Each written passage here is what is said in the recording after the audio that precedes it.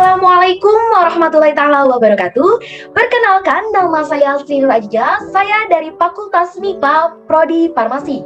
Nah, di mana di sini saya akan menyampaikan tugas akhir saya yang berjudul Kajian Pustaka Tanaman-tanaman yang memiliki potensi sebagai anti-osteoartritis. Nah, dilihat dari Riskesdas tahun 2018 dengan angka prevalensi di Indonesia tercatat sebanyak 7,3%. Nah, di mana dilihat dari penyakit itu sendiri dengan angka prevalensi yang berbeda dari berbagai rentang usianya.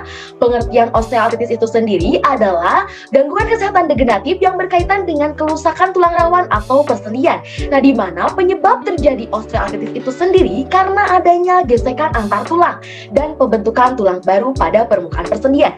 Biasanya ditangani oleh obat NSAIDs yang dimana untuk bertujuan dapat mengurangi rasa nyeri. Nah, jika diberikannya secara terus-menerus dengan obat kimia ini dapat memiliki efek samping, di antaranya salah satu contohnya nih iritasi pada lambung.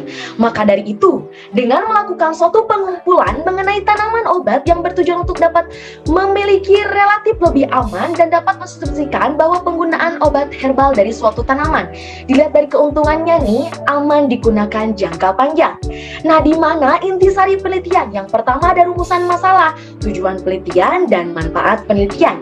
Rumusan masalahnya itu adalah tanaman apa saja sih yang memiliki potensi terhadap terapi osteoartritis, serta mekanisme dan kandungan senyawa apa saja yang berpotensi sebagai anti-osteoartritis. Dengan tujuan penelitiannya itu untuk dapat mengetahui dan mengumpulkan dari berbagai jenis tanaman yang berpotensi sebagai anti-osteoartritis dan memiliki efek farmakologi baik untuk osteoartritis.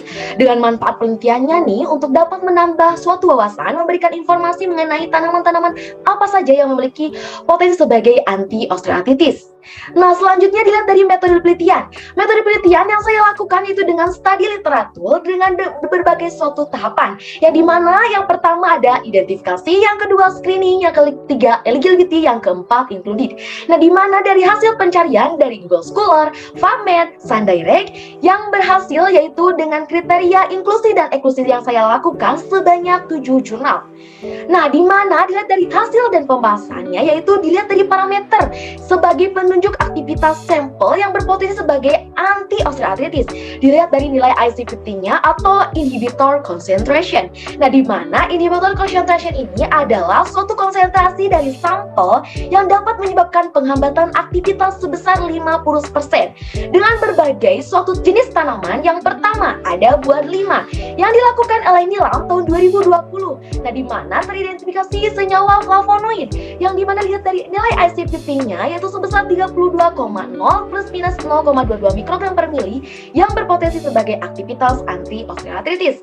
Selanjutnya yaitu dilakukan oleh Jiajun Li, yaitu dari buah 5-nya itu sendiri sama seperti Nilam, di mana dilihat dari kandungan senyawa teridentifikasinya yaitu tanin terhidrolisis. Nah, di mana dilihat nilai IC50-nya yaitu sebesar 36,0 mikrogram per mili yang berpotensi sebagai anti-osteoartritis. Selanjutnya yang dilakukan oleh Du Hoyang 2018 yaitu ekstrak jimbutan, di mana ekstrak jimbutan ini adalah obat tradisional dari Korea. Nah, di mana teridentifikasi kandungan senyawa itu polifenolik dan flavonoid. Nah, di mana dilihat dari nilai IC50-nya sebesar 52,95 plus minus 0,97 mikrogram per mili yang berpotensi sebagai anti-osteoartritis.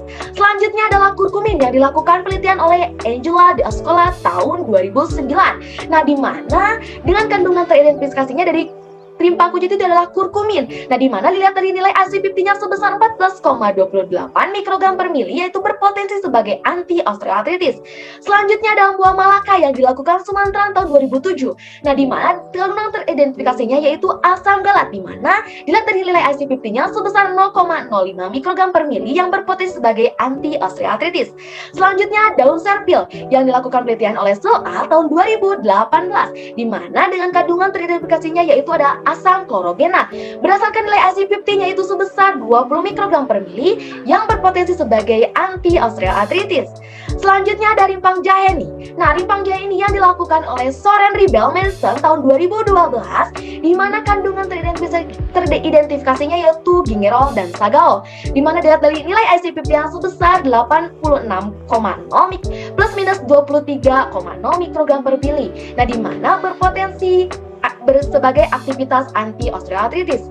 Nah, di mana nih dilihat dari kesimpulannya, berdasarkan dari berbagai suatu jenis tanaman yang terbukti secara ilmiah memiliki aktivitas anti-osteoartritis, di antaranya tadi ada buah delima, ekstrak jingutang, rimpang kunyit, buah malaka, serpil, dan rimpang jahe. Nah, di mana dilihat dari mekanisme aslinya itu dapat menghambat aktivitas enzim kolagenase tipe 2. Maka di samping itu ternyata sebagian besar menghasilkan dari kandungan senyawa fenolik yang meliputi flavonoid, tanin terhidrolisis, polifenolik, kurkumin, asam galat, dan yang lain sebagainya.